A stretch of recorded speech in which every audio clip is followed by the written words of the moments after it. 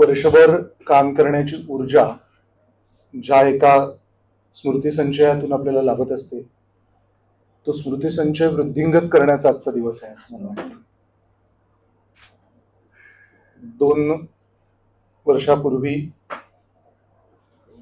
ज्यांनी मराठी प्रकाशन विश्वामध्ये नेहमी भविष्याची वाट पाहिली, भविष्याची दिशा आखून दिली आणि एक नाही तर दर दिवशी एक नवा असा आदर्शच स्थापित केला, असे आपले सगळ्यांचे प्रिय सुनील सर आमचे हे आपल्यातून निघून गेले अचानक. आणि त्यानंतर एकाच वेळी अनेक प्रकारच्या जबाबदाऱ्या अखिल आणि त्याच्या सगळ्या टीमवरती येऊन पडल्या. मला आजही त्या दिवशी इथून मी बाहेर जात असताना भेटलेला अखिल आठवतो.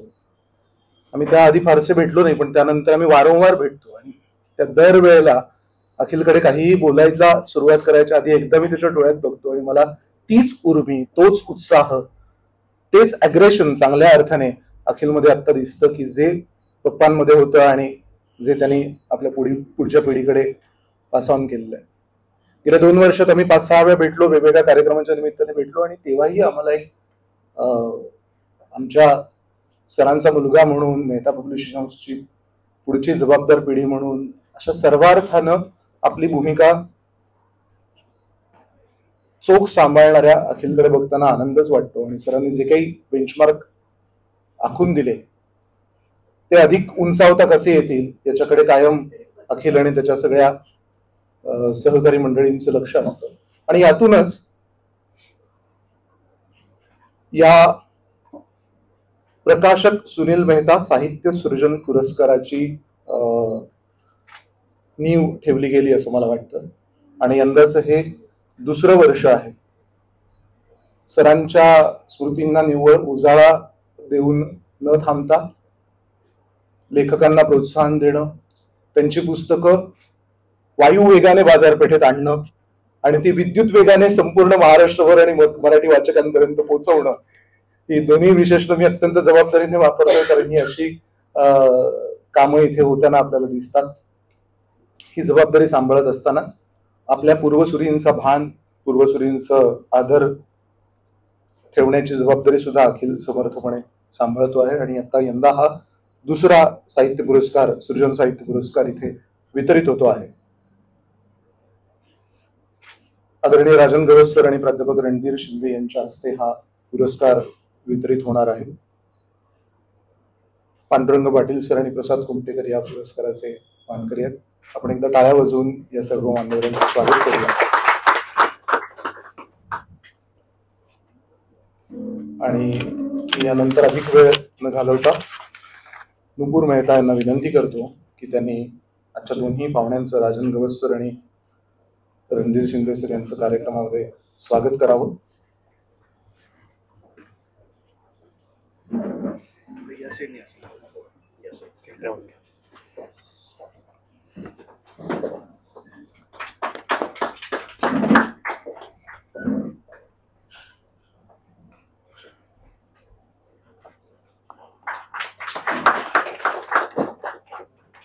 शिंदे सर आणि गवस सर दोघांचाही मेहता पब्लिशिंग हाऊसशी एक जुना अनुबंध आहेच. गवस सरांचा थोडक्यात परिचय करून देतो. आपल्या सगळ्या महाराष्ट्राला आणि मराठी वाचकांना आणि कन्नड वाचकांना विशेषतः गवस सर परिचित आहेतच त्यांच्या साहित्य कृतींमुळे. अंधश्रद्धा, रूढी परंपरा, जातीयवाद, देवदासी प्रथा, दारिद्र्य अशा सगळ्या ज्या भारतीय समाज व्यवस्थेमध्ये ज्या समस्या आहेत, जे प्रश्न आहेत, ज्या तळागाळातल्या लोकांच्या दैनंदिन जीवनाशी निगडीत जे प्रश्न उद्भवलेले आहेत, त्या सगळ्यांचा अत्यंत सरलतेने विचार करून त्यातून वेगवेगळे विषय निवडून ते आपल्या लेखनामधून मांडणारे गवस सर कोल्हापूर विद्यापीठातून त्यांनी MA MAd पर्यंतचं शिक्षण पूर्ण केलं आहे. रिंगणावैली मुंगी, चौंडक आणि भंडारभोग या त्यांच्या साहित्यकृती लोकप्रिय आहेतच. त्या साहित्यकृतींचे कन्नड भाषेमध्ये अनुवादही झालेले आहेत. मराठीचे आशययुक्त अध्यापन यासारखं एक त्यांनी संशोधनात्मक लेखनही केलेलं आहे. आणि 2001चा साहित्य अकादमी पुरस्कार त्यांना प्राप्त आहे. महाराष्ट्र शासनाचा पुरस्कार प्राप्त आहे. हना आपटे, भैरूरतन दमाणी असे अनेक प्रतिष्ठित पुरस्कार राजन गवसकर यांना मिळालेले आहेत. ते आमच्या मेहता पब्लिशिंग हाऊसचे लेखक आहेत. ते सांगताना आम्हाला अभिमान वाटतो नेहमीच.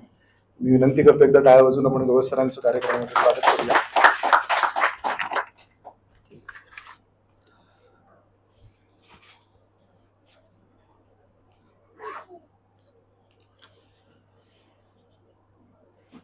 या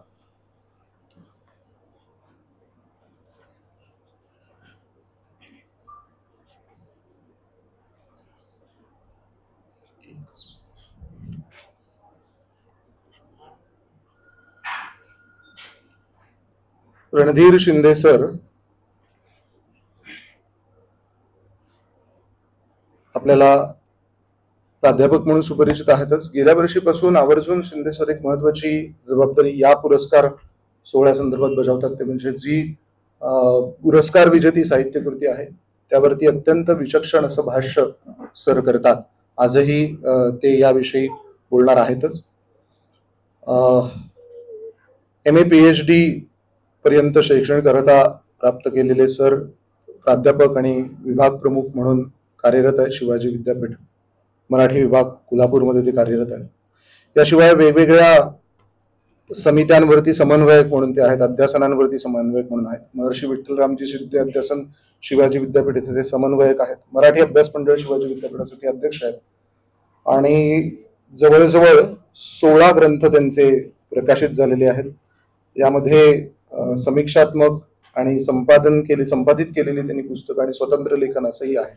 शरदचंद्र मुक्तिबोध व्यक्ती आणि वाङ्मय हे लोकवाङ्मय ग्रहातर्फे प्रकाशित झालेलं त्यांचं पुस्तक असेल किंवा दिलीप पुरुषोत्तम चित्री यांच्या कवितांवर आधारित त्यांनी लिहिलेली साहित्यकृती असेल, ही सर्व पुस्तकं विशेष अभ्यासली जातात. विद्यार्थी प्रिय या साहित्यकृती आहेत.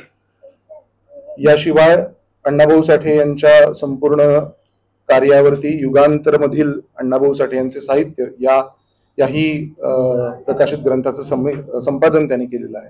याशिवाय विविध नियतकालिकांमधून ते लिहित असतात. साहित्य संमेलनांची अध्यक्षपद त्यांनी भूषवलेली आहेत आणि वेगवेगळ्या ठिकाणी बीजभाषणांसाठी त्यांना आमंत्रित केलं जातं. मला आवर्जून उल्लेख करावा असं वाटतो की बालचंद्र नेमाडे, चंद्रकांत पाटील, लक्ष्मीकांत देशमुख, आसाराम लोमटे, श्याम मनोहर, पन्नालाल सुराणा, आह साळंखे, मेघना पेठे, आसाराम लोमटे आणि प्रवीण बांदेकर अशा काही मान्यवर साहित्य क्षेत्रातील मातब्बर मंडळींच्या मुलाखती त्यांनी घेतलेल्या आहेत.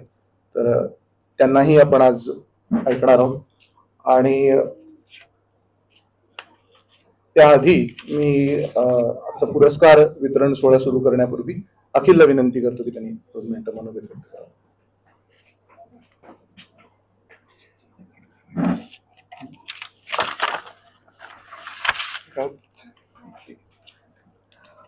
नमस्कार. इथं सर्वप्रथम मी असं म्हणतो की इथं पूर्ण मेहता पब्लिशिंग हाऊसची फॅमिली इथं जमली आहे की पप्पांचे मित्र पण आलेले आहेत, आमच्या ट्रान्सलेटर लेखिका आलेल्या आहेत, शिवाय भरपूर म्हणजे असे मान्यवर आलेले आहेत की जेणेकरून मला असं वाटतं ते फक्त आणि फक्त माझ्या वडिलांच्या प्रेमापोटी इथं जमले. सो पहिले प्रथम मी विजेत्यांचा आभार मानतो की तुम्ही इथं पुरस्कार मिळाल्यानंतर पण वेळेत वेळ जमून तुम्ही इथपर्यंत आलात. सो मला असं वाटतं एक राऊंड ऑफ अप्लॉज होऊन जाऊ दे त्यांच्यासाठी. मी गवस सरांचाही खूप असं मी म्हणेन की त्यांनी खूप कोऑपरेट केलं की आय थिंक मी पहिल्यांदा तुम्हाला फोन केला आणि तुम्ही पहिल्या क्षणातच म्हटलं अरे मी येऊन जातो, तुला काय काळजी करायची गरज नाही. सो मला असं वाटतं त्यांनी वेळात वेळ काढली आणि ते इथपर्यंत आले. आणि मला असं वाटतं हे चांगल्या कार्यासाठी आले की नवीन लेखकांना त्यांनी प्रोत्साहन देण्यासाठी ते इथं आले. ह्याच्यासाठी एक त्यांच्यासाठी आपण एक थोडस टाळ्या वाजवूयात. रणधीर शिंदे सर मागच्या वर्षापासून आपल्याला जवळून हे सर्व कार्य बघता आहेत किंवा पुस्तकं कशी येत आहेत, काय येत आहेत. सर्वांना एक उत्सुकता होती की आतापर्यंत या पुरस्कारासाठी किती कंटेस्टंट किंवा किती लेखकांनी आपल्याला पुस्तकं पाठवली. तर जवळजवळ आपल्याला 100 ते 125 पुस्तकं ही आपल्या दालनात आलेली आहेत. शिवाय ईमेलद्वारे एन्क्वायरीज आणि PDF किंवा असे काही त्यांचे ओपन सोर्सेस मधनं आपल्याला संपर्क साधणारे अजून असे कित्येक लोक आहेत जे की आम्ही या काउंटिंग मध्ये आता घेतले नाहीत. सो मला असं वाटतंय की हा आकडा दरवर्षी वाढतच जाणार कारण का नवीन लिहिणारे लेखक हे फक्त 100-125 किंवा एवढे नाही नसून हे कमीत कमी 1000 पर्यंत आपली संख्या असावी महाराष्ट्रात, की एवढे नवीन नवीन लेखक निर्माण होत आहेत. आणि अजून एक मला असं इथं स्पेसिफाय करावं असं वाटतं की मी एक वर्षभरात जे मला अनुभवलं किंवा मेहता पब्लिशिंग हाऊसच्या परिवारातर्फे मला असे मेसेजेस आले, ईमेल्स आले की तुम्ही ट्रान्सलेटर्सना का नाही देत, की तुम्ही ट्रान्सलेटेड पुस्तकं, मेहता पब्लिशिंग हाऊस म्हटले की ट्रान्सलेटेड पुस्तकं एक छवी पण बनलेली आहे आणि असं लोकांना वाटतं की फ्लॅश होतं की आपण तेवढेच करतो, तर तुम्ही ट्रान्सलेटेड पुस्तकांना का नाही देत. तर मला एक असं वाटतं की आपली जेवढी नवीन पुस्तकं येतात वर्षभरात त्यातली निम्मी पुस्तकं ही ट्रान्सलेटेडच असतात. आणि मला असं वाटतं कॉन्फिडेंटली की ट्रान्सलेशनचा सर्वात उच्च दर्जा मेहता पब्लिशिंग हाऊस कडेच आहे. सो मला तो पुरस्कार तिथपर्यंत मर्यादित न ठेवता आपल्याला नवीन लोकांना कसं प्रोत्साहन करता येईल यामागचा तो विचार होता. म्हणून मला असं वाटतं एवढं मी तुम्हाला माहिती दिली तर मी 2 शब्द माझे थांबवतो आणि हे पुढचे अनेक वर्ष आणि वर्ष त्यांचं नाव राहील आजच्या दिवशी आणि त्यांच्या हस्ते त्यांच्या नावाने वेगवेगळ्या मान्यवरांच्या हस्ते खूप वेगवेगळ्या भविष्य काळात चांगल्या चांगल्या लेखकांना हा पुरस्कार मिळेल अशी मी इच्छा व्यक्त करून मी 2 माझे शब्द थांबवतो. थँक्यू.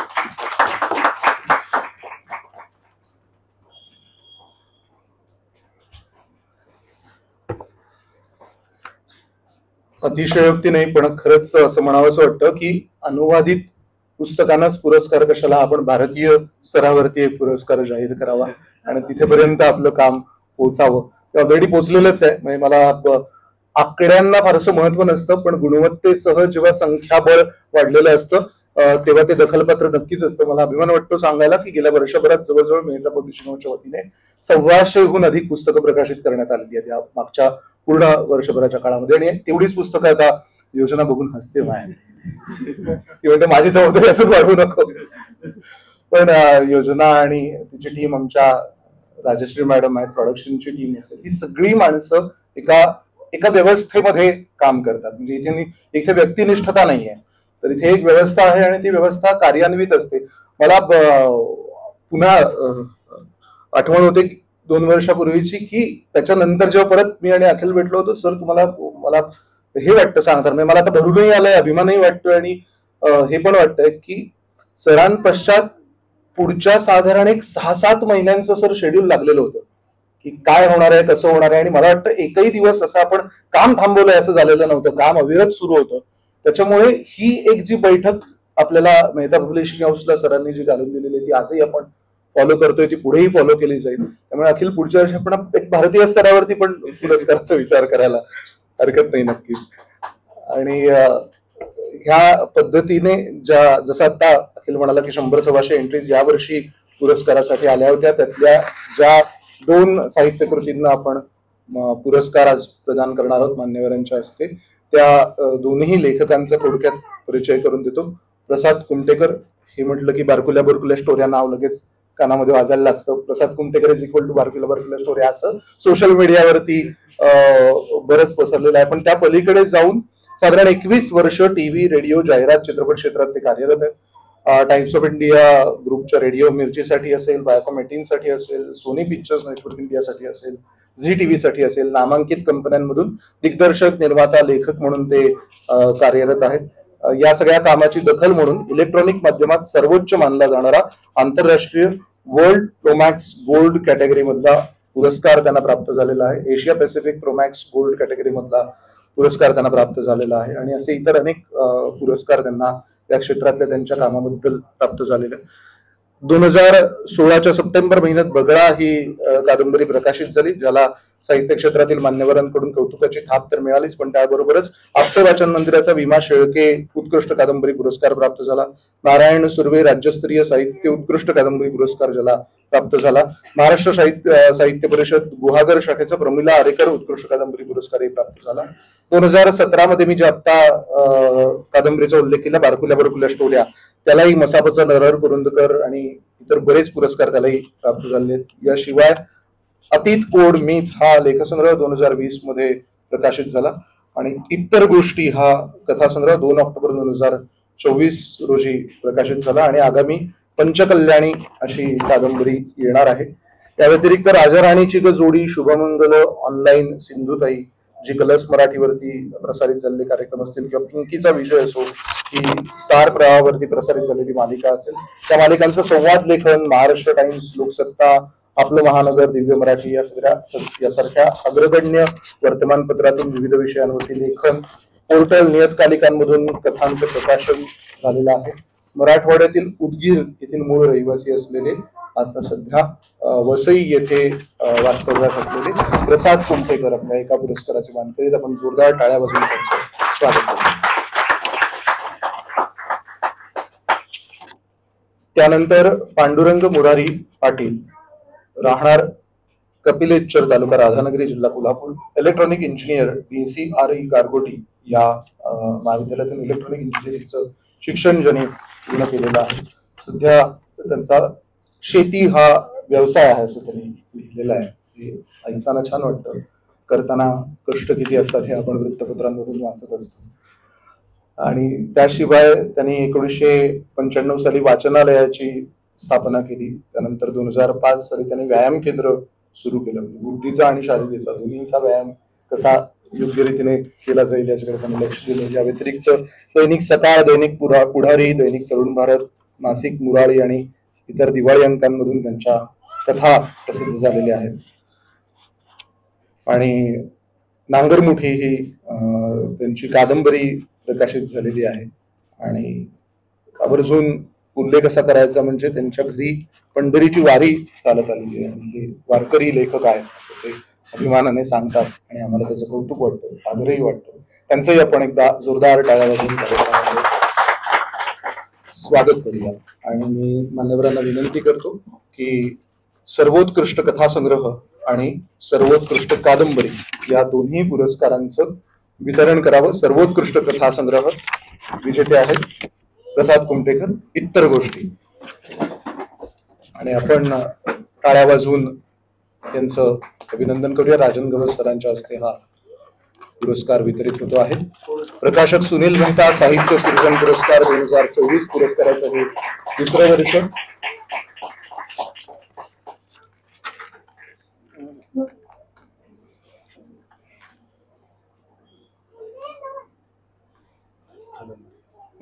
आणि कादंबरीसाठीचा पुरस्कार पांडुरंग पाटील यांना देतात रणवीर शिंदे सर आणि राजन गवस सर यांच्या हस्ते.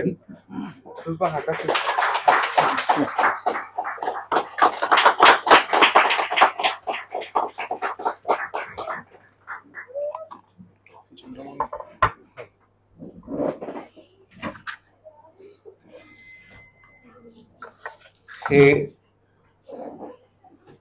काहीसं अमूर्त असं शिल्प ज्यांनी तयार केलं आहे त्यांचा नामोल्लेख करणं आवश्यक आहे. त्यांचे मेहता पब्लिशिंग हाऊसचे अत्यंत जीवाभावाचे चित्रकार, आपल्या मेहता पब्लिशिंग हाऊसच्या अनेक पुस्तकांच्या मुखपृष्ठावरती ज्यांची चित्र आपल्याला पाहायला मिळतात. इथे एक जो माणूस वाचताना बसलेला दिसतोय ते असेल, किंवा एकूणच व्हिज्युअलायझेशन मध्ये मेहता पब्लिशिंग हाऊस साठी ज्यांनी भरपूर काम केलं आहे असे आपले चंद्रमोहन कुलकर्णी यांनी ही अमूर्त शिल्प तयार केलेलं आहे. त्यांचंही आपण कौतुक करूया. काय सुंदर विचाराला प्रवृत्त करणारं असं शिल्प आहे. आणि यानंतर अधिक वेळ न घेता मी प्रसाद दादाला विनंती करतो की त्यांनी मनोगत करावं.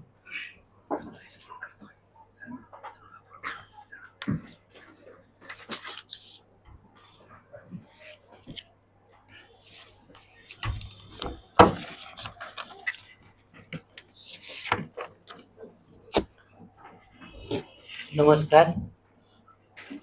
प्रकाशक सुनील मेहता साहित्य सृजन पुरस्कारासाठी जमलेले सर्व मान्यवरांचं मी विनम्र अभिवादन करतो.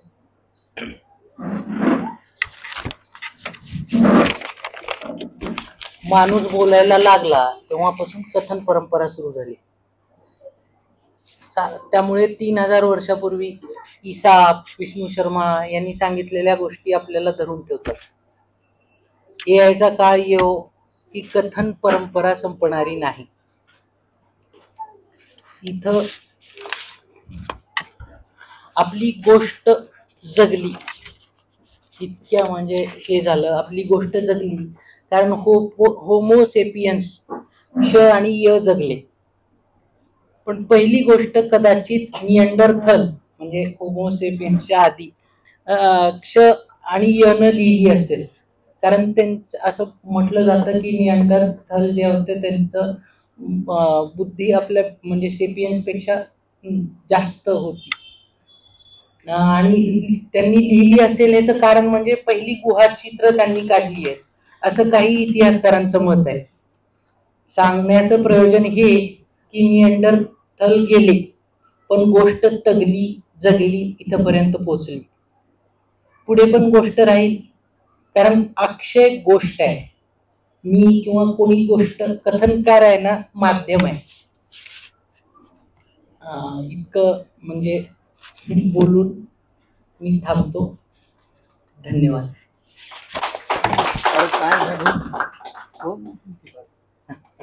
वेळ तुला 5 मिनिटं दिली. अच्छा 2 मिनिटं पण नाही बोलला. अच्छा ठीक आहे बोलतो म्हणजे होत काय जीवन जगण्यासाठी वेगवेगळे विटॅमिन्स लागतात. हल्ली व्हिटॅमिन एम जास्त लागतं असं म्हणतात. मला असं वाटतं व्हिटॅमिन जी पण लागतं गोष्टींचं. त्याच्याशिवाय जगणं अवघड आहे. म्हणजे अवघड म्हणण्यापेक्षा आपल्या जीवनातली जर जीवन वजा गोष्ट तर काही उरणारच नाही ना. सांगणार काय मग कोण कोणाला. तर मी माझी गोष्ट ज्याला दिलं होतं त्याच्याबद्दल लिहिलं होतं. मला गोष्टी दिसतात, माझ्या मुठीत मावतात, चिमटीत बसतात, हातात उरतात, उचलून ठेवता मांडता येतात, तेवढ्याच मी आणल्यात. जाणवलेल्या दिसलेल्या मनात भिडलेल्या यापेक्षा कितीतरी सरस पण पकडता न आलेल्या अचाट अनंत अद्भुत गोष्टी अजून तिथेच आहेत, कुणी उचलण्याची वाट बघत. त्याच न पकडता उचलता आलेल्या गोष्टींना मी माझं इतर गोष्टी हे दिलेलं.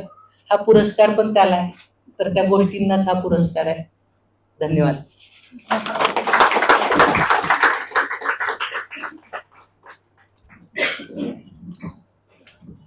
लेखक लिहितो बोलत नाही असं बहुतेक त्यांना आपल्या कृतीतून ध्वनित करायचं असेल.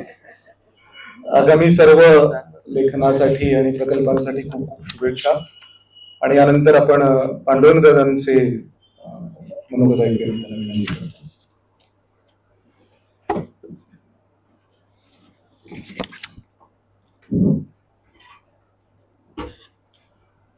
श्री प्रकाशक सुनील मेहता साहित्य सृजन पुरस्कार 2024 या वितरणाच्या सोहळ्यासाठी आपण इथे जमलेले आहोत. आजच्या कार्यक्रमाचे उपस्थित थोर साहित्यक गवस सर, त्याचप्रमाणे शिंदे सर, कुमटे सर, मेहता परिवार आणि उपस्थित माझ्या बंधू आणि भगिनी. तर जयाचे द्वारी सोन्याचा पिंपळ, अंगी ऐशे बळ रेडा बोले, करील तो काय नोहे महाराज, परिपाहे बीज शुद्ध अंगी. मराठी शब्दसृष्टीचे ईश्वर, योगियांचे राजे श्री ज्ञानेश्वर माऊली यांना प्रथम वंदन. तर सुरुवातीला वाचनाच्या आवडीपोटी आम्ही गावात एक छोटंसं वाचनालय काढलेलं होतं आणि त्या वाचनालयासाठी घराघरात मिळणारी काही पुस्तकं जुनी आम्ही गोळा केली. आमचा गाव तसा एक 2000 लोक वस्तीच आहे. पण सांगायचं एक त्यात असं उदाहरण होतं की ज्यांच्याकडून आमची अपेक्षा होती की हे लोक आम्हाला काही मदत करतील, जे चांगले नोकरदार होते, त्यांनी आम्हाला काय मदत केली नाही. पण ज्या कष्टणाऱ्या शेतात ज्या बाया होत्या, ज्या भांगलणाऱ्या बायका होत्या, त्यावेळी मला वाटतं 50-60 रुपये हजेरी होती आणि त्या हजेरीतून त्या बायकांनी एका दिवसाचे आम्हाला मोलमजुरीचे पैसे आम्हाला दिले. कारण का ही तरुण मुलं काय ते धडपडणारी आहेत. 1992 ची गोष्ट आहे. तर त्याने आम्हाला जे पैसे दिले त्यातून आम्ही गावात वाचनालय काढलं आणि त्या वाचनाच्या आवडीपोटी तिथं आम्ही ते आमचा संकल्प पुढे जात असताना की मेहता पब्लिशिंग हाऊस जे कोल्हापूरचे आहे तिथे आम्ही पुस्तकं जे आणायला जातो. आणि ते बघितल्यानंतर असं माझ्या लक्षात आलं की इथं जे काचमध्ये जे बाहेर जे काय लावलेले आहेत मुखपृष्ठ, तसं आपलं एखादं मुखपृष्ठ इथं कादंबरीचं झळकावं, असं त्याच वेळी मी ठरवलं की इथं हे पुस्तक माझं लागलं पाहिजे. असा माझ्या मनामध्ये ज्यावेळी मी निर्धार केला की आपण काय ते आपण केलं पाहिजे. आणि ह्या वाचनाच्या अवधीपुटी की लिहित असताना मुलांच्यासाठी सुरुवातीला कथा लिहिल्या, त्यानंतर या दुसऱ्या कथेकडे ज्यावेळी मी वळलो त्यावेळी की जी दैनिक सकाळ, तरुण भारत, पुढारी यातून कथा वगैरे माझ्या प्रसिद्ध होऊ लागल्या. आणि मासिक मुरारी त्या काळात जे प्रकाशित झालेलं होतं गारविटे सरांचं, ते आमच्यासाठी हक्काचं व्यासपीठ बनलं गेलं, कारण त्यातून कथा प्रकाशित होऊ लागली. त्या प्रसिद्ध होत असतानाच की आप्पासाहेब खोत सरांची एक कथा त्यात आलेली होती, अनवाणी पाय म्हणून, आणि ती कथा आमच्या घरच्या सर्व मंडळींना आवडली. मग आमचे मिशन म्हणाले की तुम्ही त्यांना फोन लावा, आम्हाला ही कथा अतिशय आवडली म्हणून. मग आम्ही त्यांना फोन लावला की सर असं असं आम्हाला ही कथा तुमची आवडलेली आहे. तर कोण बोलताय? तर मी म्हणलं पांडुरंग पाटील. अहो पाटील म्हणजे ती डंक नावाची जी कथा त्या ह्याच्यामध्ये तुमचीच काय? तर सर म्हणलं होय. म्हणलं तुम्हाला कशी काय वाटली? तर सर म्हणले शेवट जो हा कथेचा आहे अतिशय उत्तम तुम्ही केला, प्रश्नच नाही. पण मध्यंतरीचा जो कालखंड त्यात जो वापरलेला आहे ते मला एक कादंबरीसारखं मला वाटते. ते म्हणजे माझ्या डोक्यात जरा चक्र फिरायला लागली की आपण कुठेतरी त्या मुक्कामाच्या कादंबरीच्या जवळ पोहोचलोय असं मला वाटायला लागलं की आपण इथं कुठेतरी आलोय. मग विचार केला की आपण आता काय करायचं. 7-8 वर्षाच्या माझ्याकडे जे काय मी लिहिलेलं होता खरडा वगैरे असे काही भाग ते जमा केले, काही कथ्यांचा परामर्श बघितला की बाबा हे आपल्याला काहीतरी लिहिता येईल काय, असं की दोरकस कसदार असं साहित्य असावं आणि जो वाचणारा जो वाचक आहे त्याचा पैसा आणि वेळ फुकट जाऊ नये. कारण का मी एक शेतकरी आहे आणि त्या शेतकऱ्याला रानात 1-1 रुपया कसा गाडीच्या चक्रावडा दिसतोय मी बघितलेला आहे. त्यामुळे माझे एक हे होते डोक्यामध्ये आयडिया की आपण त्या लोकांचा वेळ आणि पैसा आपण वाया जाऊ द्यायचं नाही, असं काहीतरी आपल्या हातनं झालं पाहिजे. आणि ते विचार करत असताना ज्यावेळी मी ते लिहायला चालू केलं, कोरोना काळातील ही गोष्ट होती आणि 2 वर्ष शेतात कोरोना होतो म्हणून आम्ही घरात बसलो नाही, कारण आमची गुरंढोरं होती, आम्हाला शेतात जाणं भागत होतं. आणि ते करत असताना की लक्षात असं आलं की जसा पाऊस पडल्यानंतर नदीला महापूर येतो आणि तो पसारा सगळीकडे पसरतो, त्याला काय धरबंद नसतो. तर असा जर ते लिखाण दिसायला लागल्यानंतर म्हणलं आता ह्याला शेवट बी नाही आणि ह्याला सुरुवात नाही, कुठं ह्याला न्यायचं, थांबवायचं कुठे, आणि ह्यात काय काय वाहून जाणार आहे असा प्रश्न पडला. माझ्या मनात गोंधळ त्यावेळी उडाला. आणि त्यावेळी नेमकी की जी माझ्या घरामध्ये जी वारकरी परंपरा आलेली होती त्याचा मला आधार मिळाला. आणि मी घेतलं लक्षात केली की आजच्या जे शेतकऱ्याच्या जीवनातले प्रश्न आहेत, गावगाड्यातील लोकांचे प्रश्न आहेत, समाजात चाललेले राजकीय जे अराजकता आहे, धर्म जाती याच्याविषयी चाललेले दंगे असतील, तर या सगळ्याला घेऊन जाणारी ही परंपरा आहे. आणि ह्या ज्या जो किनारा आहे ह्या दोन्ही काठात जर बंदिस्त हे जर कथानक जर करता आलं या कादंबरीत, तर एक आपला काही त्या प्रश्न सुटतात का हे मला असं बघावं की शक्यता आजमावावी असं मी माझ्या मनामध्ये आलं. ठीक आहे म्हटलं. मी लिहायला ज्यावेळी चालू केलं त्यावेळी जी व्यक्तिरेखा जी होती, हरिपंत नावाची व्यक्तिरेखा त्या कादंबरी जी आलेली आहे, त्या कादंबरीमध्ये ती व्यक्तिरेखा आहे तिचा झाकोळ संपूर्ण त्या कादंबरीवर आहे पडलेला आहे. तर ती व्यक्तिरेखा घेत असताना प्रत्यक्ष माझे वडील जी तसं ती वारकरी संप्रदायाची तेजस्वी अगदी विचारधारा जगणारे माझ्या समोर होते. त्यामुळे फारसं असं काय मला त्या बदल करावा असं वाटलं नाही. पण ती वडील जरी असले तर एक कारागीर आणि कलाकार म्हणून मी अगदी तटस्थपणे ते व्यक्तिचित्र कसं येईल याचा प्रयत्न केला. तसा सोनारा एखादा सोनाचा कण जरी तराजूत टाकला तरी अगदी अचूक पॉईंट टू पॉईंट त्याला म्हणजे ते घ्यावं लागतं. तसा मी प्रयत्न केला की ह्यात कुठेतरी याचा बिघाड होऊ नये. दुसरं असं की जी परंपरा आपली चालत आलेली आहे त्याला कुठेही गालबोट लागू नये. आमची या कविकुळा बोलू लागे असा एक शब्द बोलून गेलेले आहे की त्या दिशेने मी प्रयत्न केला की बाबा आपण असं काहीतरी त्या दिशेने जायचं. नंतर माझा व्यक्तिगत आलेला जीवनातील अनुभव, शेताशिवारातील झाडं-झुडं, पशु-पक्षी, पिकं चित्रावं, किडा मुंग, की शेतकऱ्याला एकटा तसा शेतकरी जगत नसतो. त्याला जगत असताना सगळ्या भोवतालच्या ह्या सगळ्या लोकांना त्या सगळ्या जड जीवाला घेऊन तो जगत असतो. सहजीवन असं त्याचं असतं, एकट्याच असं त्याचं काय राहिलेलं नसतं. असं त्याचं सगळं लागेबांधे सगळे त्यात अडकून पडलेले असतात. आणि ते जगत असताना हे सगळ्या साच्या आपोआप हळूहळू ते पुढं ज्यावेळी व्हावं लागला त्यावेळी त्याला एक रूपबंध निर्माण झाला की बाबा हे असं त्या पद्धतीने हे जाऊ शकते असा मला अंदाज आला. पण आणि दुसरी गोष्ट अशी होती की घरातील पडणारं काम, पेरणी असेल, उसाच्या तोडी असतील, की त्यावेळी ते अनुसंधान राखणं जरा कठीण जाईल. कारण घरात कामं पडलेली असायची. मग आमच्या मालकिणीचं काय म्हणणार, अहो ते लोकांचे सगळे ऊस निघून सगळे गेले, तुम्ही काय करतात, तुम्ही जरा त्या तोडी जरा बघा बा, जरा काय दिलंय, अहो ती मस्त 10 दिनं आले ते रिडकू सुटलं. आणि हे अनुसंधान राखत राखत हे लिहिणं हे म्हणजे तारेवरची कसरत मला करावी लागलेली आहे. थोडा त्या ज्या लेखन आहे त्याला दुस्वास त्याच्या वाटणीला आलेला आहे. ती म्हणजे खंत आहे त्याच्या पाठीमागे. नाही तर मागच्या 10 वर्षात ते पुस्तक लिहायला पाहिजे होतं, पण ते झालं नाही. त्याला ह्या कारण ह्या अशा गोष्टी आहेत. आणि तरी सुद्धा नंतर हळूहळू या गोष्टी इकडे दुर्लक्ष करीत मी हे लिखाण लिहिलं आणि मग नंतर ते पुस्तक प्रकाशनाच्या मार्गावर गेलं. तर मला असं म्हणायचं आहे की कधी काळी बालशिवबानं सोन्याचा आपल्या त्या नांगराला फाळ लावून ही जमीन नांगरलेली आहे. आणि अशा या पुण्यभूमीमध्ये असा पुरस्कार मिळावा की ज्या शेतकऱ्यांच्या अन्याय आणि संपूर्ण जे काय त्यांचा आवाज उठवण्यासाठी फुले सारख्यांनी त्या ठिकाणी शेतकऱ्यांचा आसूड उगारला. असे कितीतरी महनीय व्यक्ती होऊन गेलेले आहेत. पुढे आपल्या संक्रांत आलेले आहे. सदाशिव भाऊंच्या शिंग आणि तुताऱ्यांचा लडकार करीत घोड्यांच्या टापा इथूनच बाहेर पडलेल्या त्या नगरीतून. अशा कितीतरी म्हणजे आठवणींचा मोहळ माझ्या मनामध्ये जागृत आलेला आहे. आणि म्हणून मला असं वाटतं की आजचा हा जो मला मिळालेला पुरस्कार आहे, हा पुरस्कार एका व्यक्तीचा नसून त्या वारकरी संप्रदायाच्या विचारधारेचा हा गौरव आहे असं मला म्हणायचं. आणि तो पुरस्कार मी माझे आई वडील, माझे पूज्य गुरुजन आणि माझ्या गावची माती यांना मी अर्पण करतो. धन्यवाद. जय हिंद, जय महाराष्ट्र.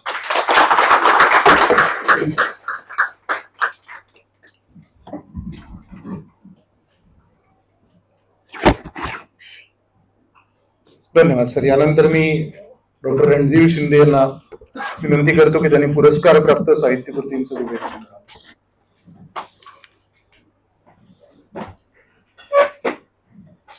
सर्वांना नमस्कार.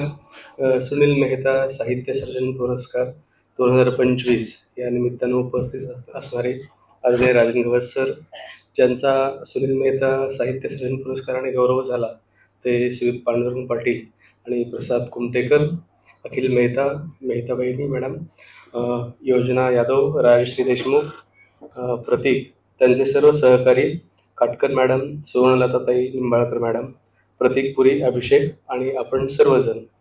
मी पण 10-12 मिनिटांमध्ये, कारण सगळेजण इतकेच थोडक्यात बोललेले आहेत की बऱ्याचदा खूप लांब लचक आणि दीर्घ पल्ल्याची भाषणं लोक कंटाळतात देखील. आणि अशा आटोपशीर कार्यक्रमामध्ये या 2 पुस्तकांच्या बद्दल काही थोडंसं मी सांगण्याचा प्रयत्न करणार आहे. या पुरस्काराचं हे 2रं वर्ष आणि त्यामागं सुनील मेहता यांच्या महाराष्ट्रातल्या प्रकाशन विश्वातल्या कर्तृत्वाची एक स्मृती म्हणून देखील हा पुरस्कार सुरू केलेला होता.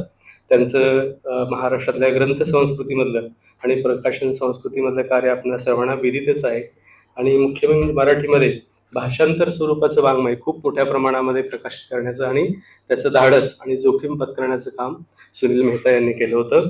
जगभरातल्या अनेक पुस्तकांची भाषांतर मराठी भाषिकांना उपलब्ध व्हावी आणि त्याचा एक मोठा विशाल अशा प्रकारचा एक पैस फलक त्यांच्या प्रकाशन धोरणामध्ये होता. एक व्यावसायिक दृष्टिकोन होता आणि मराठी वाचकांना एका वेगळ्या जगात घेऊन जाणाऱ्या लेखकांचा परिचय देखील मराठी संस्कृतीला करून दिला. समग्र लेखक प्रकाशित करणं ही कल्पना देखील मराठीमध्ये त्यांनी रुजवात केली होती. तर त्यांच्या नसण्याची दुःखाची जाणीव देखील आपल्या सर्वांना आहे. तर या पुरस्काराच्या निमित्तानं या पाठीमाग अखिल यांची आणि त्यांच्या सहकार्याची अशा प्रकारची भावना होती की मेहता प्रकाशनानं कथनात्मक साहित्यामध्ये फार महत्वाची कामगिरी महाराष्ट्राच्या ग्रंथ संस्कृतीमध्ये केलेली आहे. आरंभीच्या काळात स्थापनेपासून आणि परिघावरल्या सर्वदूर परिसरातल्या ग्रामीण भागातल्या अनेक उत्तम श्रेष्ठ अशा कथाकारांचं, कादंबरीकारांचं लेखन मेहता प्रकाशनानं प्रकाशित केलं.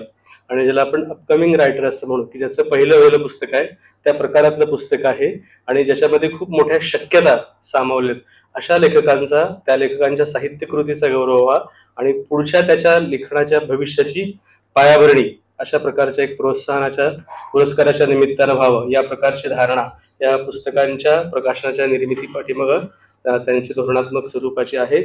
नवं जग कशा प्रकारचं आहे आणि हे लेखक नव्या काळाकडे कशा पद्धतीनं पाहत आहे अशी देखील दृष्टी या महत्वाच्या लेखकांच्या मध्ये.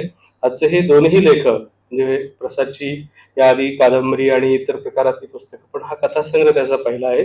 आणि पांडुरंग पाटील त्यांचं आता नितळ स्वरूपाचं निवेदन आणि ज्या पद्धतीनं शेती आणि कृषी संस्कृतीकडे ते पाहत आहेत त्याचं अतिशय विनयशील अशा प्रकारचं निवेदन देखील आपण त्याच्यामधून पाहायला मिळतं. तर नांगरमुठी ही मराठीतली आजच्या काळातली एक फार महत्वाची कादंबरी आहे. मराठी कादंबरीमध्ये रिअलिस्टिक स्वरूपाची मोठी परंपरा आहे, पण त्याशिवाय देखील आजच्या काळाची पडझड आणि एक गतविस्मृत अशा स्वरूपाची शेती संस्कृती जी ऱ्हासशील आणि क्षीण होत चाललेलं आहे, त्याचा एक मोठा दस्तऐवजीकरण या कादंबरीमध्ये पांडुरंग पाटील यांनी केलेलं आहे. आपल्या सर्वांना, मध्यमवर्गीय माणसांना कोकण असेल, महाबळेश्वर असेल, राधानगरी असेल, ही गावं किंवा ठिकाणं एका रोमॅन्टिक आणि निसर्गाच्या पर्यटनाच्या दृष्टिकोनातून माहीत असतात.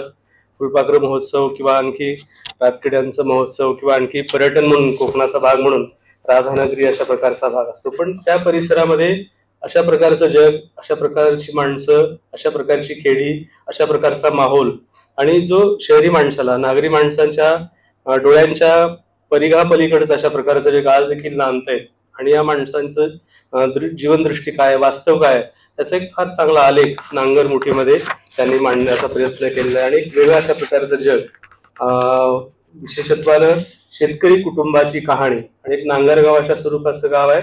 आणि त्या कादंबरीतलं कुटुंब असेल, तो संपूर्ण गावगाडा असेल, रान शिवार असेल, त्याचा एक मोठा प्रदीर्घ स्वरूपाचा आलेख आणि तो इतका भरगच्च ठासून कादंबरीमध्ये त्यांनी भरलेला आहे.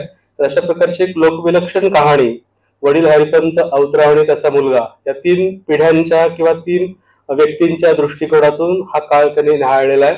ते गाव 40 वर्षापूर्वींचं गाव आहे आणि त्या गावामध्ये ज्या 10-10 वर्षाचा कालखंड त्यांनी चित्रित केलेला आहे. नवे बदल येतात गेल्या 10 वर्षामध्ये, त्याचं देखील सूचन या कादंबरीमध्ये. आणि काळबदलाचे संक्रमणाचे देखील, ही जुनी कौलाची घरं नाहीशी होत आहेत, सिमेंटची घरं येत आहेत, डांबरी रस्ते येत आहेत, नळ येत आहेत, टीव्ही येत आहेत, नव्या गोष्टींची रुजवात होते, साखर कारखाने येत आहेत, पीक पद्धती बदलत आहेत, याचा देखील एक बदलाचा आणि त्या गावाकडची गावाकडची चाकं नव्या वळणावर येऊन पडली होती, त्याचं सूचन करणारी ही कादंबरी आहे. आणि या कादंबरीचा सर्वात महत्वाचा भाग म्हणजे ही कष्टकऱ्यांची, श्रमकऱ्यांची कादंबरी आहे. शेतकऱ्याला जी पराकोटीचं, हिंदू नेमाड्यांचे म्हटले की इंद्राणी शाप दिला आणि पृथ्वीतला तू शेतकरी होईल. शेतकरी होणं किती महाभयंकर, पराकोटीचं दुःखदायी, यातनादायी, वेदनादायी असतं. हर घडीला त्याला मोडून पडावं लागतं. त्याच्या ह्या कष्टाची आणि श्रमाची कादंबरी, त्याच्या झुंजी, संघर्षाची, त्यातल्या सद्भावाची, आनंदाची, त्याच्या सर्व काही गोष्टीची आणि कष्टाचा आणि हर घडी शेतामध्ये कोणकोणत्या गोष्टी कराव्या लागतात आणि त्याचा संघर्ष वर्षभरामध्ये काय असतो, त्याचं एक मोठं एक चित्र या कादंबरीमध्ये आहे. या कादंबरीचं आणखी एक महत्वाचं वैशिष्ट्य म्हणजे मराठी बऱ्याचदा मूल्यदृष्टी किंवा विचारदृष्टी मांडण्यामध्ये कमी पडत राहतात. तर एक विचारांची चौकट देखील या कादंबरी पाठीमागे आहे. मुख्यत्वे शेती संस्कृतीतून आणि कृषी संस्कृतीतून ज्या प्रकारचं विचार मानस किंवा मूल्यदृष्टी निर्माण झाली त्याच्याविषयीचा एक आविष्कार या कादंबरीमध्ये, जो श्रमकऱ्यांची संस्कृती आहे, श्रमकऱ्यांचा सद्भाव आहे, त्याच्या डोळ्यातलं जग आहे, तो परंपरेकडं, भूतकाळाकडं, सगळ्या ऋतुकाळांच्याकडं, शेतींकडं, पशुप्राण्यांच्याकडे कशा आणि कोणत्या पद्धतीने पाहतो. तर ही एक मूल्यदृष्टी म्हणून देखील या कादंबरीला फार महत्वाचं आहे. अगदी तो एक मुलगा ससा पकडून आणला, त्याचं नातं चक्रधरांच्या ससिक रक्षणशी देखील आहे. पहा, चक्रधर स्वामी सशाला आपल्या मांडीखाली घेतात आणि त्या शिकाऱ्यापासून सशाची मुक्तता करतात. त्या कादंबरीला देखील हा जो अवतराव आहे किंवा तो व्यक्ती आहे की तो सशांना सोडून देतो आणि त्या मुलाला पैसे देऊन टाकतो. किंवा ह्या अवतरावला भरगच्च पाऊस पडतो आणि विहिरीमध्ये झाडांच्या फांद्यांवरती जी गवळण आहे, ती पक्षी आहे, ती बायकोला विचारतो की विहिरीत त्या गवळणींचा संसार पोरासारांसकट पाण्यात बुडला तर काय होईल, असं त्याला इतकं संवेदनशील त्या भोवतालाबद्दल, सजीव जीवाबद्दल, अन्य पशुपक्ष्यांच्या प्राण्यांच्या बद्दल त्या कादंबरीमध्ये जे मूल्यदृष्टी आहे आणि मुख्य म्हणजे मातीची श्रेष्ठता, मातीची निर्मिती, मातीची सृजनशीलता आणि सुफळता आणि या निर्मितीवरती पराकोटीचा सद्भाव आणि श्रद्धा या शेतकऱ्याची असते, त्याचा एक उच्चार या कादंबरीमध्ये आहे. अगदी ती म्हातारी मरत असताना, ती मरताना देखील तिला असा सद्भाव व्यक्त करते की भरली बांधली माझी मैना, असंच पोट पाणी पिकू दे, गुरोढोर माहिंदळा चारा खाऊ द्यात, गडी माणसं पोरबळ सुखात राहू द्या. तर आपल्या मृत्यूच्या प्रसंगी देखील ह्या सृष्टीचं, या जगाचं, माणसांचं, पशुपक्ष्यांचं भलं व्हावं, अशा प्रकारची ही शेती संस्कृती सद्भावाची जाणीव आहे. अगदी भुईर नावाचा एक, या कादंबरीमध्ये इतक्या नव्या गोष्टी त्या आपल्या समाजशास्त्रीय चौकटीमध्ये आलेल्या नाही, असे अनेक संकेत, असे अनेक विधी, असे अनेक परंपरा त्याच्यापुरती विधिविधानं या ग्रामीण परिसरामध्ये भुईर नावाचा काहीतरी एक प्रकार आहे आणि तो सीतामाईचा उत्सव म्हणून शेती संस्कृतीमध्ये महत्वाचा मानला जातो. भात कापणी झाल्यानंतर ती कुरवाडणी म्हणजे कुंड्यांची शेती करण्याची कष्टकऱ्यांची कहाणी आहे. तर ती सीतामाई लोंबी सकट भाताचं 5 आवं ठेवतात. सीता ही धरित्री आणि धरित्री आईची लेक आहे आणि शिजलेल्या भाताच्या दाण्याला सीत म्हणतात. तर ह्या शेतीतून जे निर्माण होतं ते केवळ उत्पन्न नसतं, ती केवळ उपलब्धी नसते किंवा पैसा मिळवण्याचं साधन नसतं, तर त्या पाठीमागे ही जी श्रद्धा आणि मूल्यभाव आहे त्याची एक उतराई कृतज्ञता म्हणून ह्या सगळ्याकडे पाहण्याची एक दृष्टी आणि त्याचा एक आविष्कार आहे. आणि दुसरा जो एक बळकट आणि भक्कम धागा आहे तो म्हणजे वारकरी परंपरेचा. त्यातली हरिपंत जी व्यक्तिरेखा आहे ती आधीच्या पिढीतली आहे. त्याची सगळी मूल्य, त्याची श्रद्धा, सगळा सद्भाव हा भूतकाळामध्ये मुख्य म्हणजे वारकरी परंपरेमध्ये. आणि ही वारकऱ्यांची परंपरा माणसाला बळ देणारे, उभं करणारे, झुंज द्यायला अधिक बळकटी देणारे अशा प्रकारची धागा. आणि म्हणून विठ्ठल आणि तुकोबाची गाथा हा त्याचा विसाव्याचं किंवा विश्रांतीचं ठिकाण आहे. आणि त्याचं एक केंद्रीय स्वरूप आणि ती नैतिकतेची आहे, ती केवळ भक्तीची नाही आहे. की तुका म्हणे जिने शर्ती बिन लाजीरवाणे. अशा श्रद्धावान माणसाच्या जीवनात धीर आणि संयम याची कसोटी बघणारे अनेक क्षण येतात. आणि अशा क्षणामध्ये तुकोबांची गाथा, तुकोबांचा अभंग, वारकरी परंपरा हा त्याला आपला आणि आत्मीय अशा स्वरूपाचा वाटतो. आणि त्याच्या खुणा त्या कादंबरीमध्ये मोठ्या प्रमाणामध्ये हरिपंथाचा जो मृत्यू होतो तो श्रावण महिन्यामध्ये आणि त्याचा एक समर्पण भाव की झालो वनवासी तुझं विण सका मज नाही, या प्रकारच्या भेटीची आणि शरण्य भावाची एक वारकरी परंपरेतली एक जाणीव त्या कादंबरीमध्ये, मराठी कादंबरीमध्ये वारकरी मूल्यदृष्टीचा एवढा गडद आविष्कार क्वचितच कादंबरीमध्ये झालेला पाहायला मिळतो. आधुनिक वादांना तो पारंपरिक देखील वाटण्याची शक्यता आहे, परंतु असं जग, अशी माणसं, असा सद्भाव, अशी मूल्यदृष्टी आजही आपल्या ग्रामीण संस्कृतीमध्ये नांदत आहे. त्याचा एक भरगत असा आविष्कार या कादंबरीमध्ये. ते जे गाव आहे ते नांगरगाव नावाचं गाव आहे. त्याचे असंख्य पैलू म्हणजे ती बलुतेदार व्यवस्था, जाती व्यवस्था, गल्ल्या, त्याचा एक भूगोल, जॉग्राफिकल ठिकाणं, माणसं, त्यांच्यातला परस्पर व्यवहार कशा प्रकारचा आहे, अशा अनेक गोष्टी. बाहेरच्या जगातून आलेली माणसं, अल्पसंख्याक माणसं असतील, त्यांना घर बांधून देण्याचे, तर एक गावाचा एक मोठा चांगला नकाशा. आणि पांडुरंग पाटलांचं मला विशेष वाटतं की आपण केवळ नागरी जीवनातून खेडी पाहतो किंवा नागरी जीवनातून खेड्याची समज आपल्या मनामध्ये असते, पण या कादंबरीमध्ये शेती जीवनाचं, शेती कर्माचं, कष्टाचं इतकं बारकाव्याचं आणि इतकं मायक्रो लेवलला चित्रण आलेलं ते देखील मराठीमध्ये नव्या प्रकारचं आहे. आणि म्हणजे ते स्वतः शेतकरी आहेत, परंतु देखील आपल्या अनेक कृती, अनेक प्रसंग आणि त्याचा काळाशी कसा जो एक बांधणी करावी लागते, तर शेतीतल्या असंख्य कृती आणि त्याचा एक मोठा लहेजा शेती कामाचा, गाई गुरांचा, पशुपक्ष्यांचा, पेरणी ते मळणी अशापर्यंतचा एक मोठा कालपट त्या कादंबरीमध्ये आहे. ही सगळी भात शेतणी आणि भात कापणी किंवा भात शेतीच्या संबंधित सामायिक गवत कापणी असेल किंवा वर्षभराचा शेतकऱ्याचा वर्तन आणि त्याचा कामाचा, कष्टाचा एक संबंध आणि त्याचे बारकावे खूप चांगल्या पद्धतीने कादंबरीमध्ये करून ठेवले. दुसरं, या गावड्यातील सण आणि उत्सवांचं देखील वेगळं चित्र या कादंबरीमध्ये आहे. होळीपासून म्हणजे शेतकऱ्यांचे जे म्हणून सण आहेत ते सगळे सण आणि त्याचं चित्रण इतक्या चांगल्या पद्धतीने कादंबरीमध्ये आलेलं आहे. अगदी जत्रा यात्रा असतील देखील की त्यांचं म्हणणं असं आहे की वर्षभर राबून आंबलेल्या जीवाला तेवढाच विरंगुळा. तर हे देखील आपण बऱ्याचदा परंपरेतल्या गोष्टीची चेष्टा करतो किंवा तुच्छता दाखवतो, पण जत्रेकडं ही माणसं कशा पाहतात की अखंड कष्ट आहेत, यातना आहेत आणि एक दिवसाचा विरंगुळा म्हणून देखील या जत्रांच्याकडे पाहण्याची दृष्टी आहे. कादंबरीची भाषा इतक्या अनोख्या अशा स्वरूपाची आहे की राधानगरी परिसराची भाषा आहे. ही सगळी भाषा शेती संस्कृती आणि रानशिवायाची भाषा आहे. कितीतरी नवे संकेत, नवे शब्द, म्हणजे जे शब्दकोशाला शब्द माहीत नाहीत अशा प्रकारच्या परिसरातल्या प्रदेशांचे शब्द आणि सगळे हे शब्द शेतीशी निगडीत अशा प्रकारचा एक मोठा शब्दसंग्रह आहे. आणि मला इतक्या गोष्टी त्याने ठासून भरल्यात की काळाचं ते जे त्यांनी वापरले की एक वाहती गद्देला या कादंबरीला आहे. आणि मुख्य म्हणजे हे काळ म्हणजे ऋतुकाळ असेल किंवा महिना कसा बदलतो, ऋतुचक्र कसं बदलतं, उन्हाळा असेल, पावसाळा, हिवाळा असेल, त्याचं एक व्याकरणिक अशा प्रकारचे खूप चांगलं रूप त्या कादंबरीमध्ये की अगदी डोंगर शिवार तांबडा उजाड दिसू लागल्यापासून महिना उलटून गेला आणि उगवती मोहरून आली. तर ह्या मावळण्याचं आणि उगवण्याचं हा जो कालपट आहे तो भाषेमधून फार वेगळ्या पद्धतीने सांगितलेला आहे. भाषेमधली अतिशय आस्थेनं आणि आत्मीयतेनं हा सगळा अनागर परिसर त्यांनी निहाळलेला आहे. इतकी काव्यात्मक आणि ग्रांथिक भाषेचा देखील खूप चांगला वापर त्याने केलेला आहे की इतके नवे शब्द, इतक्या संवेदना, इतक्या रुची कादंबऱ्या की खळी चांदोबागात पिवळी ठणठणीत दिसू लागली किंवा ढगाच्या गादीत चंद्रमा पहुडला होता. चुलीवर वरण्याची आमटी शिजत होती, त्याचा वास उजदारापर्यंत धाव घेत होता आणि साकरूच्या बाबळी आलेल्या तोंडाला पाणी सुटत होतं. हे बाबळी येणं हे काय शहरातल्या माणसाला माहित नाही, पण त्या शब्दाची रुची त्या परिसर लोक असे अनेक असंख्य शब्द, बाबळी काढणं असा देखील शब्दप्रयोग खेड्यामध्ये वापरला जातो. तर अशी अनागरी परंपरेतल्या नागरी जीवनाचा एक फार चांगला आविष्कार करणारी महत्वाची कादंबरी. भविष्यामध्ये त्यांच्या कादंबरीच्या खूप अपेक्षा वाढवून ठरणारा पट त्या कादंबरीमध्ये त्यांनी उभा केलेला आहे. दुसरा पुरस्कार प्रसाद कुमठे यांच्या इतर गोष्टी या संग्रहाला प्राप्त झाल्या. अतिशय देखणं पुस्तक पपायरस प्रकाशनाने काढलंय.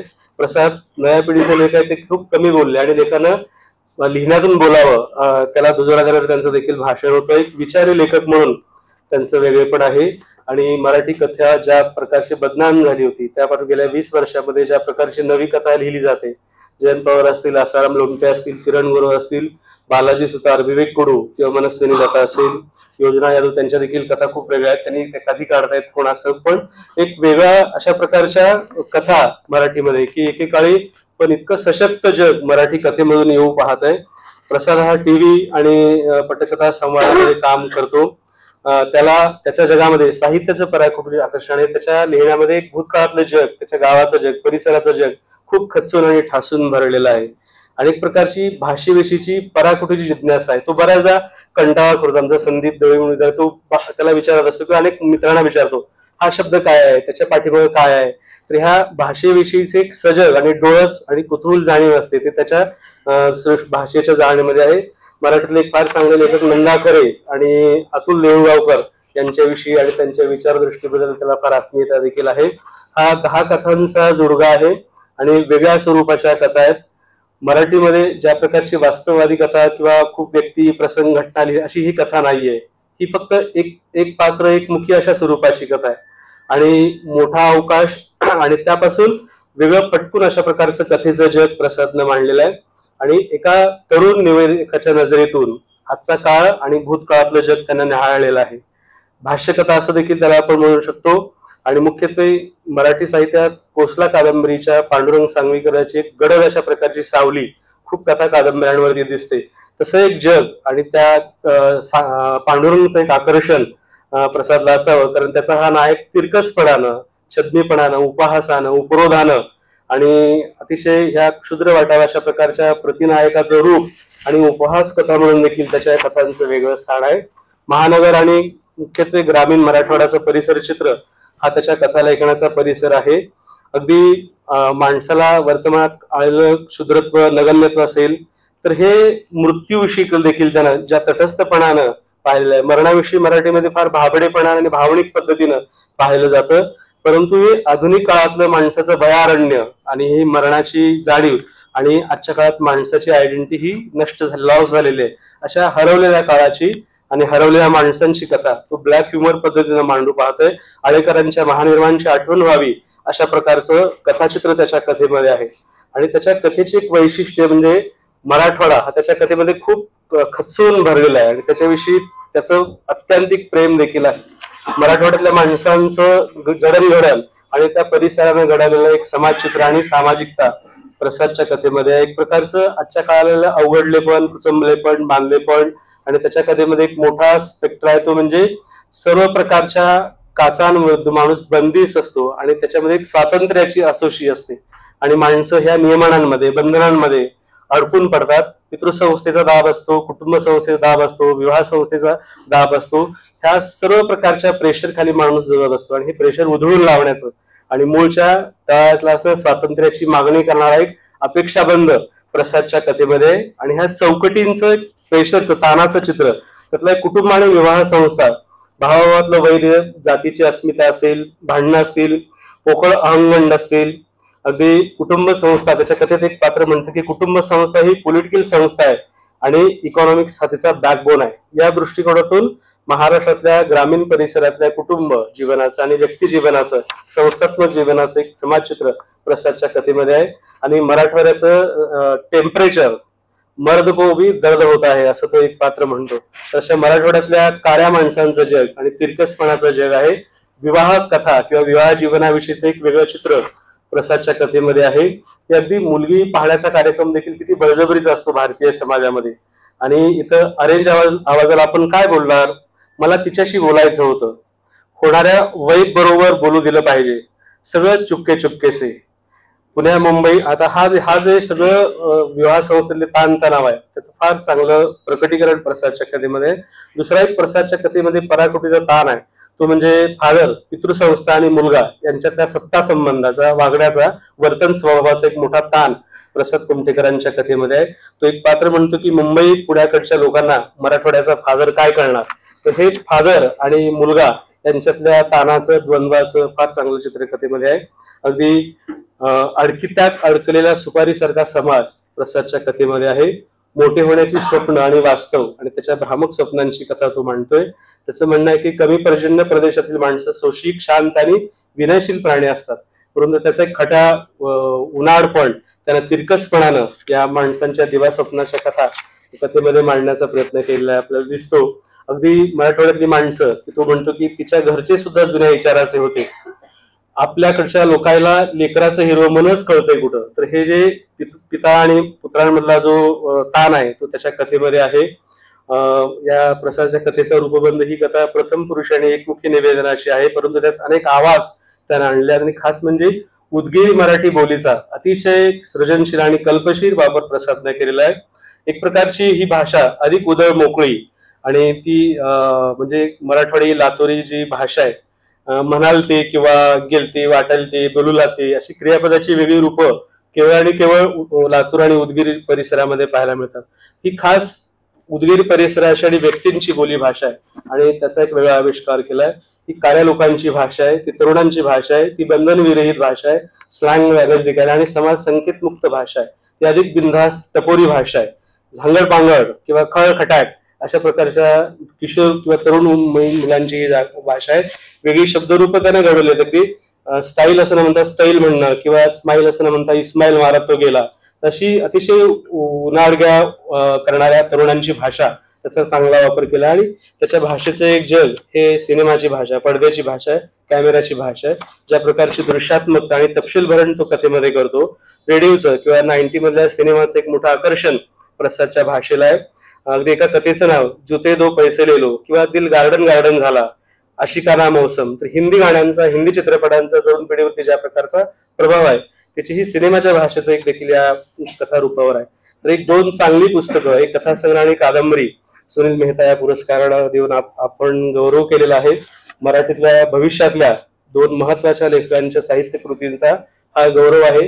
एक नांगरी परंपरेतल्या महत्वाच्या शेती संस्कृतीच्या मूल्यदृष्टीचा एक मोठा पट मांडणाऱ्या साहित्य कृतीचा गौरव झाला आणि दुसरा भविष्यामध्ये चांगली कथा आणि कादंबरी लिहिण्याच्या शक्यता असणाऱ्या प्रसाद कुमठेकरांचा सत्कार झालाय. भविष्यातल्या मराठी साहित्याच्या चांगल्या खुणा या दोन लेखकांच्या साहित्य कृतीमध्ये मोठ्या प्रमाणामध्ये पाहायला मिळतात. एवढं बोलतो आणि थांबतो. मी कदाचित थोडं 5 मिनिट जास्त देखील घेतले असतील, पण या निमित्तानं अखिल मेहता आणि आपल्या सर्वांचा आभार मानतो आणि थांबतो.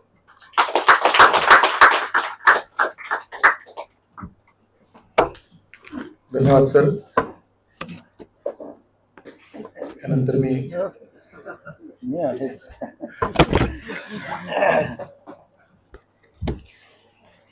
नमस्कार. आदरणीय टांसळे साहेब आलेले आहेत, मला एकदम धास्ती वाटली. प्रथमच सुनील मेहता यांच्या स्मृतींना वंदन करून म्हणजे अनेक गोष्टी आता मनात आपोआपच यायला लागल्या. याचं कारण असं, 1978 पासून म्हणजे आता किती वर्षे झाली माझं गणित कच्चं आहे, पण या घराशी, या प्रकाशनाशी मी संबंधित आहे. मेहता वहिनी समोर आहेत. रणधीरने अतिशय सुंदर पद्धतीनं या पुस्तकांवर आपली मतं व्यक्त केलीत. त्यामुळे मला काही फार या पुस्तकांविषयी आता बोलायची गरज नाही. हे दोन्हीही पुरस्कार विजेते, या सर्वांचं मी मनापासून या दोघांचं अभिनंदन करतो. त्यांच्या पुढच्या लेखनाला मी शुभेच्छा देतो. मित्रहो, जे पहिला विचार माझ्या मनात असा आला की मेहता पब्लिशिंग हाऊस आणि त्याच्या आधीचं अजब पुस्तकालय, अजब प्रकाशन, यांनी मराठी प्रकाशन व्यवहारामध्ये काय केलं. म्हणजे मुळात हे लोक निपाणीचे आणि ते आले कोल्हापुरामध्ये अनिल मेहता आणि त्यांचे भाऊ. तर अजब मार्फत पुस्तकाचं प्रकाशन सुरू झालं. त्यावेळी खेळ्यांची प्रेस कोल्हापूरमध्ये एकच होती, अंजिश प्रिंटिंग प्रेस, आणि दुसरी होती सरनोबतांची. तर सरनोबतांच्याकडं फार कामं व्यावसायिक असायची आणि तिथं प्रचंड रश असायचा. आणि अंजिशवाल्याचं आणि मेहतांचं बरं जमलेलं होतं. तर यांची पुस्तक प्रकाशनाची गती, आता त्यांनी जो आंकडा सांगितला, योजना यादव संपादक आहेत, पण इथं बाबा पाटील नावाचे पहिले संपादक होते, ज्यांचा एकूर हा कथासंग्रह आहे, आणि ते बिल्वदल नावाचा दिवाळी अंक काढायचे. तर त्यांनी काही दिवस या सगळ्या प्रकाशन व्यवहाराचं बघितलेलं होतं. म्हणजे आम्ही ज्यावेळी लिहित होतो त्यावेळी बाबा पाटील सांगायचे की हे असं करायचं, हे असं कर. नंतर बरेच लोक, अगदी किणीकर होते इथं, ज्यांचा गुलमोहर हा दिवाळी अंक खूप वाचला जायचा. नंतर अनेक लोक आले. पण या प्रकाशन संस्थेनं दोन कामं महत्वाची केलेली होती. एक, मराठी समीक्षेतली महत्वाची पुस्तकं ही मेहताने प्रकाशित केलेली होती. म्हणजे मला आजही अशी शेनोलीकरांचा गौरव ग्रंथ जो आहे, हे सुनील मेहतांचं आणि माझं कायमचं भांडण असायचं की ही पुस्तकं तुम्ही रिप्रिंट का करत नाही. होम कुलकर्ण्यांची पुस्तकं मेहताने प्रकाशित केलेली होती. हे चांगले समीक्षा ग्रंथ त्यावेळी मेहता पब्लिशिंग हाऊस आणि नंतर मग प्रतिमा प्रकाशननी त्याकडे लक्ष वेधलं.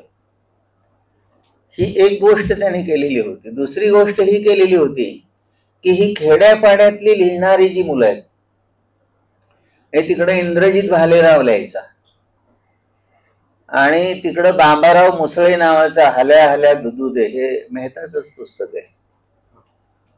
तर अशी महाराष्ट्रात, विदर्भात, म्हणजे सगळ्या प्रदेशांमध्ये लिहिणाऱ्यांच्याकडं नजर या प्रकाशन संस्थेनं वळवलेली होती. म्हणजे यांनी गाईड सुद्धा छापलेली होती. त्या काळातले महत्वाचे प्राध्यापक, म्हणजे अगदी ज्यांची नावं आता मी घेत नाही, पण मोठे मोठे प्राध्यापक यांच्याकडं रवींद्र या नावानं गाईड लिहायचे. अनेक पदरी काम होतं मेहतांचं. आणि नंतर असं झालं की त्या काळात लोक लेखक व्हायला पुण्यात यायचे. बरेच आमच्याकडचे आले, म्हणजे आमच्याकडचे शिवाजीराव सावंत इथं लोकशिक्षणचे संपादक म्हणून आले, आनंद यादव लेखक व्हायचेच इथं आले, रणजित देसाई येऊन जाऊन राहिले. आणि त्यावेळी असं होतच की बाबा पुण्यात आल्याशिवाय लेखक होता येत नाही. तसं झालं की मेहतांचं सुद्धा असंच झालं की प्रकाशक व्हायचं असेल तर पुण्यात आलं पाहिजे. आणि मग ते पेरुगेटला आले आणि मग आता बाजीराव रस्त्याला आले. म्हणजे आता ते तशा अर्थी थोडे प्रकाशन व्यवहारातले बाजीराव झालेले आहेत. हा सगळा प्रवास मी एवढ्यासाठी सांगितला की एका प्रकाशन संस्थेच्या आयुष्यात किती गोष्टी घडत असतात आणि किती प्रकारानं घडत असतात, किती लेखक.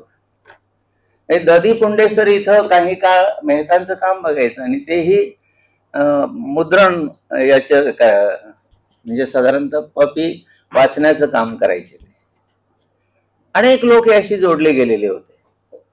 आणि मी जी पहिली 1981 ला माझी कादंबरी चौंडक ही वाचायला दिली, त्यावेळी स्वतंत्र वाचणारं कोणी मेहतांच्याकडे नव्हतं आणि ती आनंद यादवांनी वाचली आणि मग ते पुढं काय व्हायचं ते होऊन गेलं.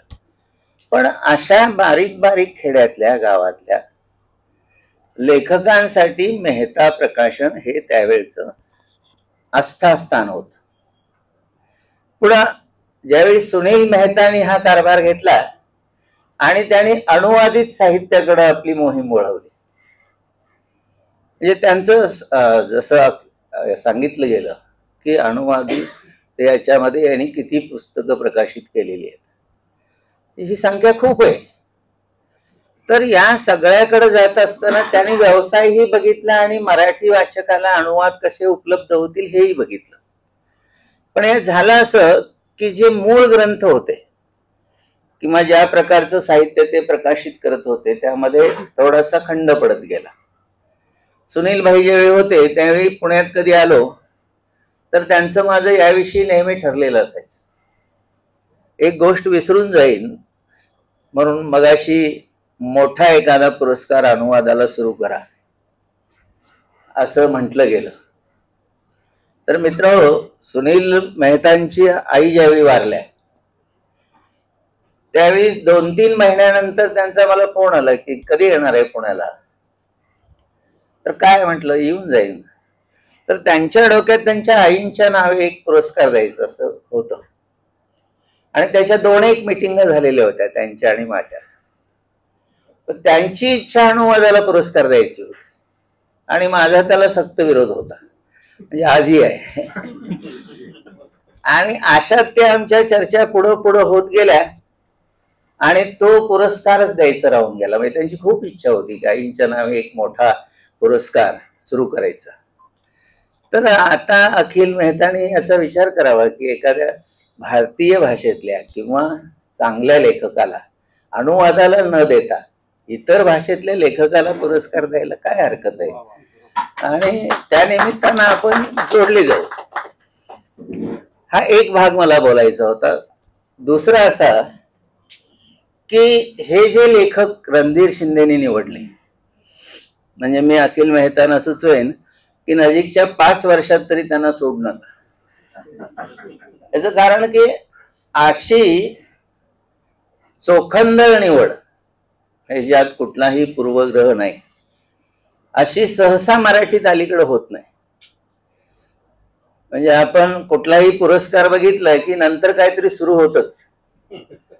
म्हणजे त्या मसापणा एकदा त्या एका अभिनेत्रीला कुठला पुरस्कार दिला आणि त्याच्यावर काय काय आल्यानंतर मी फेसबुकच बंद करून टाकले. अशी एकूण परिस्थिती असते. पण या ग्रहस्थांनी दोन्ही पुस्तकं जी निवडलेली आहेत की प्रसाद कुमटेकर कडे एक खट्याळ बाळ म्हणूया, म्हणण्यापेक्षा उन्हाळ पोरग, हे त्यांच्या लेखनात सतत वावरत असतं. सुदैव माझं असं आहे की या दोघांचा शब्द आणि शब्द मी वाचलेले, की त्याच्यातलं जे खट्याळ उदगिरी पोरग आहे, म्हणजे मला नेहमी असं वाटायचं आणि मी बऱ्याच ठिकाणी बोलूनही दाखवलं की मराठी विनोदाचं पुढं काय.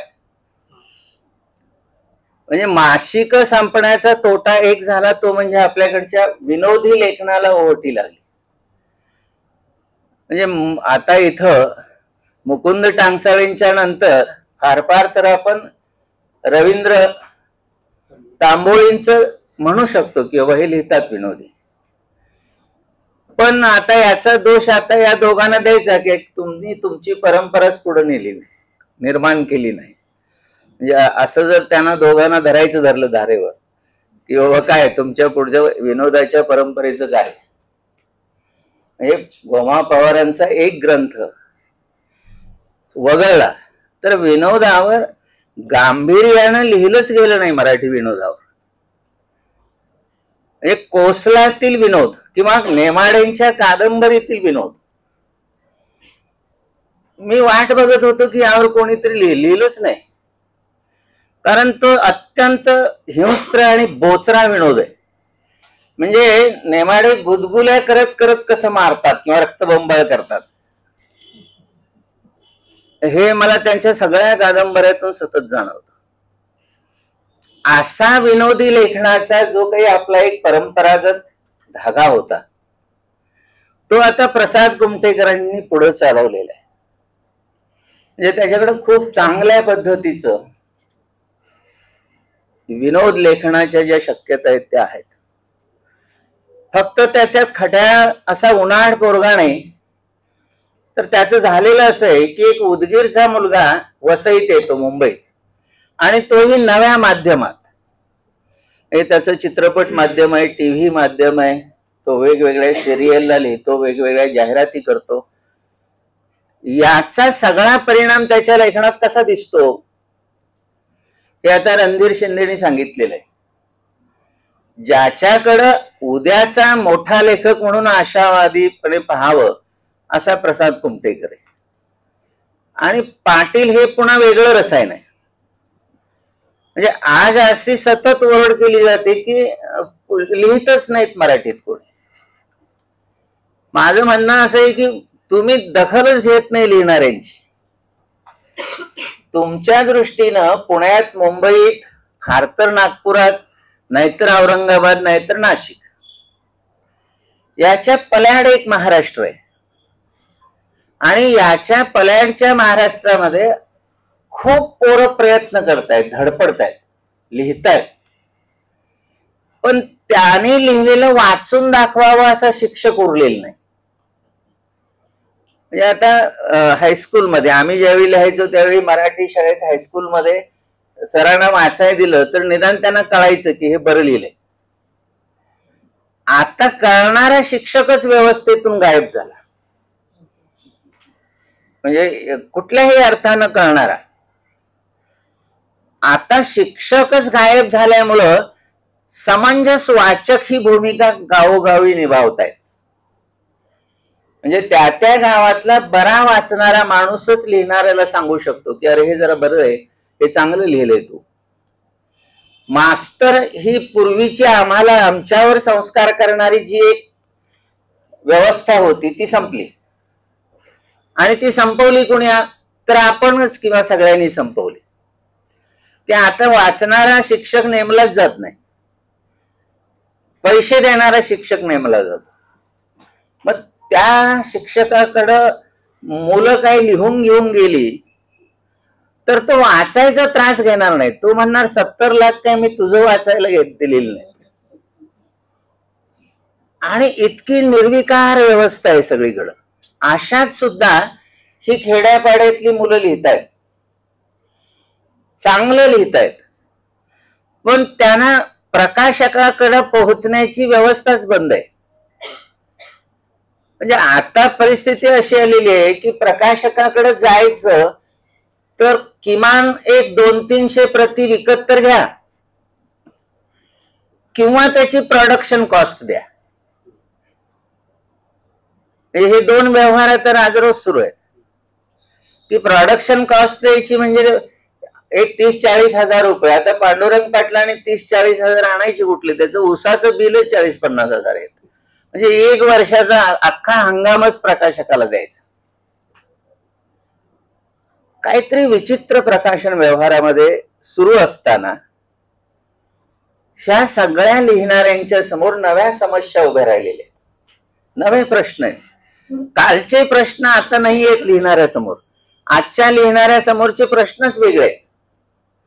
आणि ते प्रश्न इतके गुंतागुंतीचे आहेत की यांना चांगलं व्यासपीठ मिळेल नव्या लिहिणाऱ्यांना अशी आजच्या मराठी भाषेची स्थिती नाही. हे प्रांजळपणे कबूल केलं पाहिजे. चांगलं लिहिणारे खूप असतील पण ते प्रकाशन करण्या इतपतची ऐपत नसणं. हे प्रकाशन व्यवहार गतिमान झाला, खूप तंत्रज्ञान आली, पण तंत्रज्ञानाबरोबर हे सगळे व्यवहारही आले ना. राहिला पुन्हा लेखकाचा प्रश्न तसाच राहिला. आता शाळा कॉलेजेस मधून लेखकावर संस्कार होतील अशी परिस्थिती नाही, पण तो लेखक स्वतःच धडपडत वाचत ज्याच्याकडे असते उर्मिना तो लिहितोच. हे पांडुरंग पाटील म्हणजे यांना मी फार जवळून ओळखतो की शेतकऱ्याला 12 महिने काम असतं. म्हणजे शेत उशालाच असतं, एक रात्री झोपू देत नाही. म्हणजे शेत ही अशी गोष्ट आहे की झोपलं तरी उशाला असतं आणि शेतात गेलं तरी बोचायला लागतं. ते इतक्या गोष्टी त्याच्या डोक्यात मुंग्यात सरलेल्या असतात की उद्या काय, आज झोपच लागत नाही. उद्या अमकं करायचंय, उद्या तणनाशक फवारायचं का उद्या ऊसाला भरणी करायची. ऊस तोडायला आला तर हे टोळीवाले जे येतात त्याला बिदा द्यायची आहे, म्हणजे 2-3 हजार घेतल्याशिवाय तो आतच येत नाही, त्याला झोपच लागत नाही शेतकऱ्याला. असा माणूस लिहितो, याचा अर्थ त्याच्या आत कुठंतरी एक अशी उर्मी आहे की त्याला गप्प बसू देत नाही. लिहिली ना त्यांनी नांगर मोठी. असे त्या ठिकाणी म्हणजे ही आयटीतली मुलं आज जे लिहितायत ते मी जे बघतो त्यांची भाषाच वेगळी आहे. हे भाषा शुद्धीचे आग्रह धरणारे जे आहेत ना, तर त्याच्याविषयी नको बोलायला आपण. म्हणजे हे सतत यांना काहीतरी अशी पुणेरी आणि त्यातल्या त्या चित्पावणी भाषा पाहिजे असते आणि ते अनुस्वारावर सुद्धा लक्ष देऊन असतात.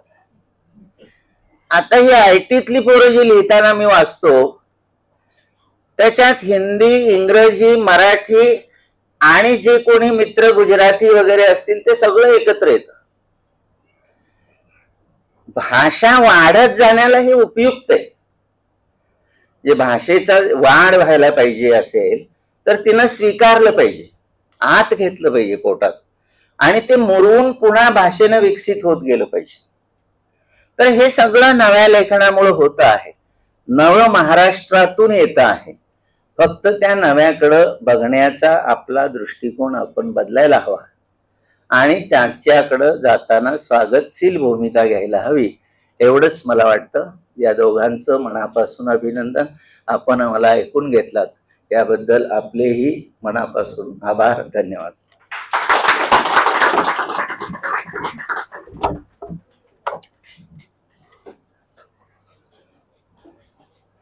धन्यवाद गवस सर.